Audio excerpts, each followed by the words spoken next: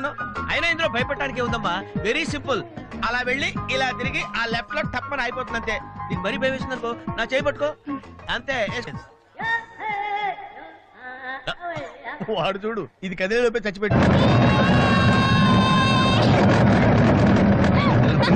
అయ్యో